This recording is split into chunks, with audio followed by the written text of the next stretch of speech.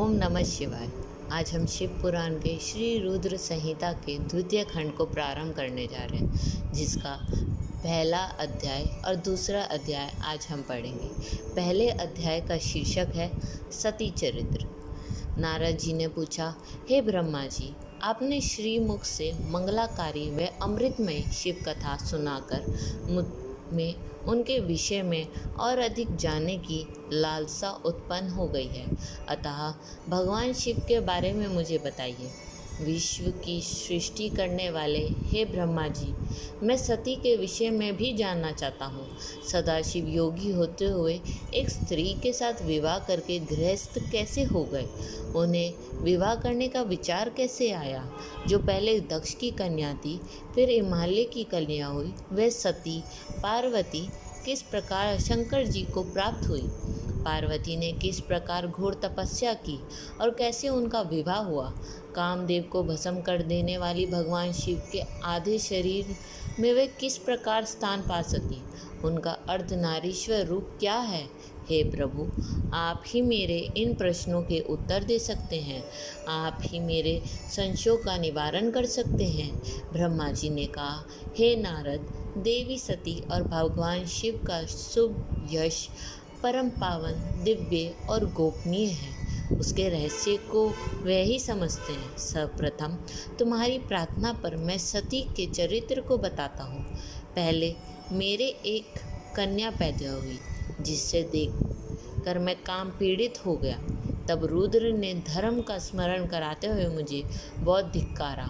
फिर वे अपने निवास कैलाश पर्वत पर चले गए। उन्हें मैंने समझाने की कोशिश की, परंतु मेरे सभी प्रयत्न निष्फल हो गए। तब मैंने शिवजी की आराधना की। शिवजी ने मुझे समझाया, परंतु मैंने हट नहीं छोड़ी और फिर रुद्रदेव मोहित करने के लिए शक्ति का उपयोग करने लगा। मेरे पुत्र दक्ष के यहाँ सती का जन्म हुआ। वह दक्ष सुता उमा नाम से उत्पन्न होकर कठिन तप करके रुद्र की स्त्री हुई। रुद्र ने गृहस्थ आश्रम में सुखपूर्वक समय व्यतीत किया। उधर शिवजी की माया से दक्ष को घमंड हो गया और वह महादेव जी की निंदा करने लगा। दक्ष ने एक विशाल यज्ञ का आयोजन किया। उस यज्ञ में दक्ष ने मुझे, विष्णु जी को, सभी देवी देवताओं को और ऋषि मुनियों को निमंत्रण दिया, परंतु महादेव शिवजी एवं अपनी पुत्री सती को उस विशाल यज्ञ का निमंत्रण नहीं दिया। सती को जब इस बात की जानकारी मिली तो उन्होंने शिव चरणों में वंदना कर उनसे दक्ष यज्ञ में जाने की इच्छा प्रकट की। भगवान शिव ने देवी सती को बहुत समझाया कि बिन बुलाए ऐसे आयोजनों में जाना अपमान और अनिष्ट कारक होता है, लेकिन सती ने जाने का हठ किया। शिव ने भावी को देखते हुए आज्ञा दे दी। शिव सर्वज्ञ हैं। सती पिता के घर चली गई। वहाँ यज्ञ में महादेव जी के लिए भाग न देख और अपने पिता के मुख से अपने पति की घोर निंदा सुनकर उन्हें बहुत क्रोध आया। वह महादेव की निंदा सहन न कर सकी और उन्होंने उसी यज्ञ कुंड में कूदकर अपने शरीर को त्याग कर दिया। जब इसका समाचार शिव तक पहुंचा तो वह बहुत कुपित हुए। उन्होंने अपनी जटा का एक बाल उखाड़कर वीरभद्र नामक अपने गण को उत्पन्न किया।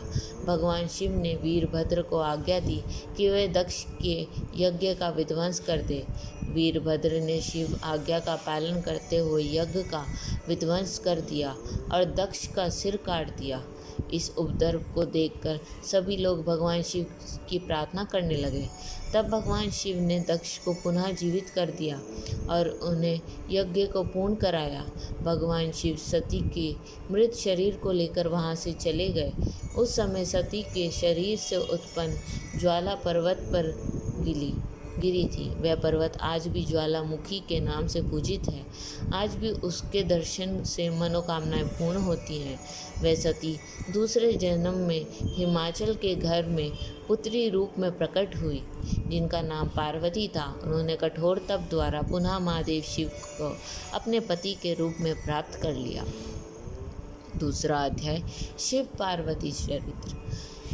सूत जी बोले, हे ऋषियों, ब्रह्मा जी के यह वचन सुनकर नारद जी पुनः पूछने लगे, हे ब्रह्मा जी, मैं सती और शंकर जी के परम पवित्र व दिव्य चरित्र को पुनः सुनना चाहता हूँ कि सती की उत्पत्ति कैसे हुई और महादेव जी का मन विवाह करने के लिए कैसे तैयार हुआ। दक्ष से नाराज होकर देवी सती ने अपनी देह को कैसे त्याग दिया और फिर कैसे हिमाचल की पुत्री पार्वती के रूप में जन्म लिया। उनके तप, विवाह, काम, नाश आदि की सभी कथाएं मुझे सविस्तार सुनाने की कृपा करें। ब्रह्मा जी बोले, हे नारद, पहले भगवान शिव निर्गुण, निर्विकल्प, निर्विकारी और दिव्य थे, परंतु देवी उमा से विवाह करने के बाद वे सगुण और शक्तिमान हो गए। उनके बाएं अंग से ब्रह्मा जी उत्पन्न हुए और दाएं अंग से विष्णु उत्पन्न हुए। तभी से भगवान सदाशिव के 3 रूप ब्रह्मा, विष्णु और रुद्र सृष्टिकर्ता, पालनकर्ता और संहारकर्ता के रूप में विख्यात हुए। उनकी आराधना करते हुए मैं सुरासुर सहित मनुष्य आदि जीवों की रचना करने लगा। मैंने सभी जातियों का निर्माण किया। मैंने ही मरीच, अत्रि, पुलह, पुलस्त्य, अंगिरा, क्रतु, वशिष्ठ, नारद, दक्ष और भृगु की उत्पत्ति की और ये मेरे मानस पुत्र कहलाए। तत्पश्चात मैंने मन में माया का मोह उत्पन्न होने लगा। तब मेरे हृदय से अत्यंत मनोहारी और सुंदर रूप वाली नारी प्रकट हुई। उसका नाम संध्या था। वह दिन में क्षीण होती, परंतु रात में उसका रूप सौंदर्य और निखर जाता था। वह साय संध्या ही थी। संध्या निरंतर मंत्र का जाप करती थी। उसके सौंदर्य से ऋषि मुनियों का मन भी भ्रमित हो जाता था। इसी प्रकार मेरे मन से एक मनोहर रूप वाला पुरुष भी प्रकट हुआ। वह अत्यंत सुंदर और अद्भुत रूप वाला था। उसके शरीर का मध्य भाग पतला था। वह काले बालों से युक्त था। उसके दांत सफ़ेद मोतियों से चमक रहे थे। उसके श्वास से सुगंधी निकल रही थी। उसकी चाल मदमस्त हाथी के समान थी। उसकी आंखें कमल के समान थी। उसके अंगों में लगे केसर की सुगंध नासिका को तृप्त कर रही थी। तभी उस रूपवान पुरुष ने विनयपूर्वक अपने सिर को मुझे ब्रह्मा के सामने झुकाकर मुझे प्रणाम किया और मेरी बहुत स्तुति करी। वह पुरुष बोला, ब्राह्मण, आप अत्यंत शक्तिशाली हैं। आपने ही मेरी उत्पत्ति की है। प्रभु, मुझ पर कृपा करें और मेरे योग्य काम मुझे बताएं, ताकि मैं आपकी आज्ञा से उस कार्य को पूरा कर सकूं। ब्रह्मा जी ने कहा, हे भद्र पुरुष, तुम सनातनी सृष्टि उत्पन्न करो। तुम अपने इसी स्वरूप में फूल के 5 बाणों से स्त्रियों और पुरुषों को मोहित करो। इस चराचर जगत में कोई भी जीव तुम्हारे तिरस्कार नहीं कर पाएगा। तुम छिपकर प्राणियों के हृदय में प्रवेश करके सुख हेतु बनकर सृष्टि का सनातन कार्य आगे बढ़ाओ। तुम्हारे पुष्पमय बाण समस्त प्राणियों को भेद कर उन्हें मदमस्त करेंगे। आज से तुम पुष्प बाण नाम से जान जाओगे। इस प्रकार तुम सृष्टि के प्रवर्तक के रूप में जाने जाओगे।